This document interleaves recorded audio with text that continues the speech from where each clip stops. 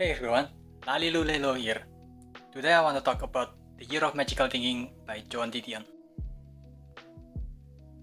You know how some works feels like it's trying to convey an emotion, a feeling, instead of describing them in details.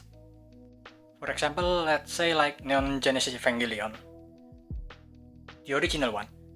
When you watch it, the ending doesn't really make a lot of sense, but if the emotion, if the feeling it's trying to convey gets to you, then Neon Genesis Evangelion means something to you. But if it doesn't, then most likely you won't like it. And this book feels just like that. The author herself even said that this is a case in which I need more than words to find the meaning. The book itself tells the story of Joan Didion's life, a year after her experience in 2003 where her daughter fell into a coma because of pneumonia and septic shock, and then a week after that, her husband suddenly passed away due to heart attack during dinner. As she aptly says in her book, you sit down to dinner and life as you know it ends. And she repeats this often in the book. She tried to capture all that grief, try to make sense of something that doesn't really make much sense, and all that feelings she tried to put into words as a wife, as a mother, as a writer. But you can try to use words to describe emotion, but the word itself is still not the emotion you feel. And the show in her writing, which feels a bit messy compared to her other writings. She described part of her inability to move on, her denial, her bargaining, how she make decision or indecision based on how do I get him back, how do I make this change, and she calls this her magical thinking. She also wrote her observation about how people react to her grieving. For example, this is a tangent.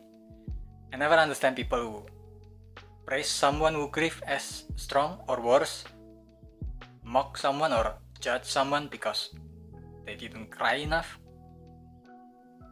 which I think is a weird and messed up thing to do to someone who's still processing one of the most intense emotions that everybody will eventually feel, like it's some kind of a competition, which I'm hoping people will stop because everybody process grief in different way.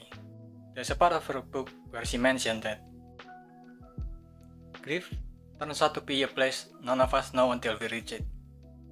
We anticipate, we know that someone close to us could die, but we do not look beyond the few days or weeks that immediately follow such an imagined death.